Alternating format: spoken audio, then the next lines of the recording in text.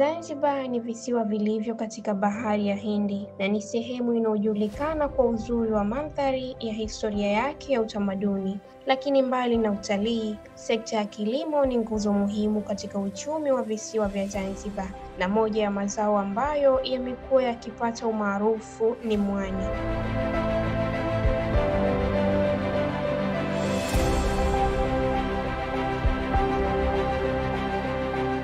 Mwani ni mmea wa majini ambao unalimwa kwa wingi katika maeneo ya pwani na unajulikana kwa manufaa yake mbalimbali, kutokana na matumizi ya chakula hadi kwa matumizi ya viwandani na dawa. Katika makala hii tutazungumza ukulima wa mwani Zanzibar, fursa zilizopo, changamoto zinazowakumba wakulima na hatua zinazoweza kuchukuliwa ili kuendeleza sekta hii muhimu.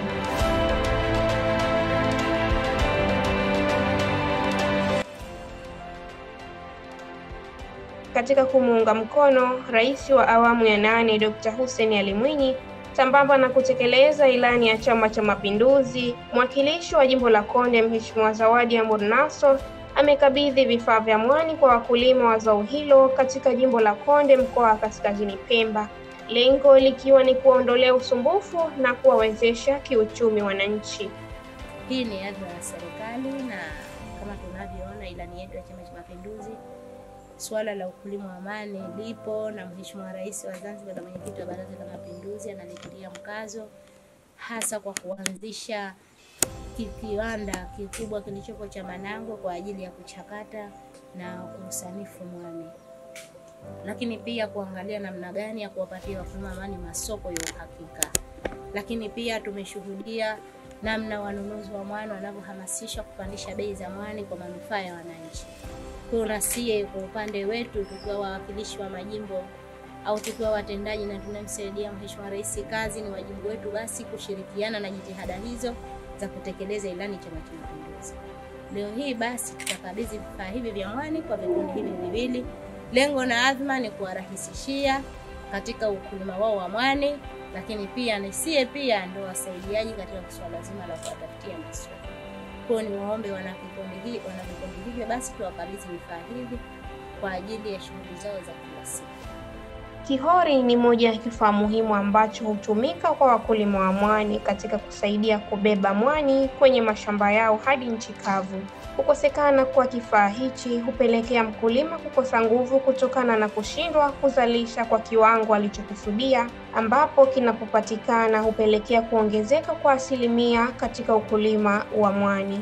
Kwa kweli tulikuwa na changamoto ya vihori, kwa sababu mwani tunakovuna ni sehemu mbali na juu. Kwa hiyo ilikuwa twajitwika mapolo ya mwani, vipolo vya kuekea mwani. Kwa kweli ilikuwa ni shida, lakini tunashukuru tumepatiwa vihori. Vikundi viwili hapa tushapata vihori, na tukijaliwa tutaendelea kuvitunza. Na pia tunaishukuru serikali kwa sababu kwa kushirikiana na mwakilishi wetu kwa kutupatia hivi vihori. Kwa kweli kwetu si dogo, kwa sababu mwani si ndio maisha yetu. Tunalima mwani kwa ajili ya shughuli maisha yetu yote. Kwa hiyo tunashukuru kukusaidia sehemu yako ya maisha. Ni kwa kweli amefanya kazi kubwa, na kutoa ni moyo, na kweli mwakilishi wetu kashatupatia vihori, anatoa. Kwa kweli twashukuru. Na pia baada ya kupewa hivi vihori tutaongeza uzalishaji, kwa sababu mwanzo ilikuwa twatoa kwa vibarua, yani mkodi mtu mwanamume akutolee mwani, lakini sasa hivi tukipata vihori twaingiza kwenye vihori, tunachukua usie wenyewe. Vifaa hivi vina uwezo mkubwa kwa sasa, kwa sababu hapo mwanzoni tulikuwa tunapata shida. Tulikuwa tunasubiria hadi viboti vya watu wanaorudi pwani ndio sie tufanye nini, tutoe mwani wetu bondeni, baharini, tulete juu. Ila kwa sasa hii ni mimi mwenyewe tu naenda kutia mwani wangu na janao juu mwenyewe kwa muda ninaojisikia mwenyewe. Viongozi wanawake wamekuwa wakitoa msukumo mkubwa juu ya maendeleo na maslahi ya wananchi kwa kuwawezesha katika namna mbalimbali ili kujikimu kimaisha na kupunguza hali duni kwa wananchi. La kwanza tunamshukuru Mwenyezi Mungu kwa kutuletea huyu mwakilishi mwenye imani na sie. Alhamdulillah, tunashukuru hilo. Lakini pia tunampa pongezi kwa kutukumbuka na sie kama hii ndo ajira yetu, na akatuona na yeye. Ilikuwa tupo kwenye kama 50% ya udhalishaji wa mwani kwa sehemu yetu tunaofanyia kazi, ila kwa sasa kwa vifaa tulivyo nazo tuna uwezo wa kuzalisha hata 99. Kwa maono haya, kwa maono yetu sie kama wazalishaji wa mwani au wakulima wa mwani, tunamshukuru Dr. Mwinyi kwa kutuona, na tunamshukuru yale mengi anayoyafanya hususan kwenye jambo hili la mwani. Kwa sasa tunahisi mpaka wawekezaji watakuwa wengi kwa ajili ya kwamba anatuona. Nashukuru Mheshimiwa Rais wa Zanzibar na Rais wa Muungano wa Tanzania Mheshimiwa Samia Suluhu Hassan kutuletea uchumi wa buluu. Umetufanyia kiwanda, sisi wanawake tunanufaika. Lakini kwa mwani umetupa mwanya mkubwa ili sisi na masoko na skuli majenga tunasaidia wanetu wa skuli ili wapata chochote kwa kulipa ulimaji wa mwani.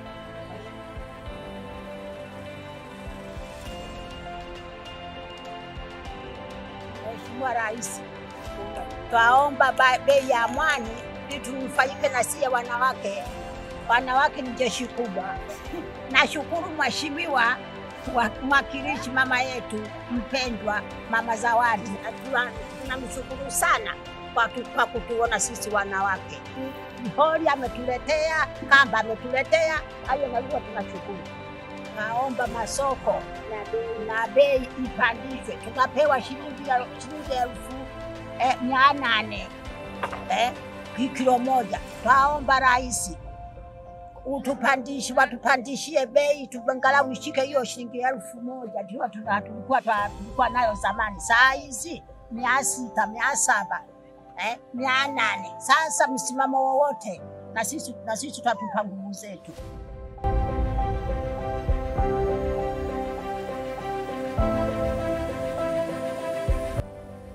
Mmoja wapo wa mkulima wa mwani, tunamshukuru Mheshimiwa Zawadi Ahmed Nasoro katika harakati zake zote na kuhakikisha kwamba wana jimbo lake wanakuwa zile sheria ambazo kuwa wamewahidiwa na mheshimiwa wetu.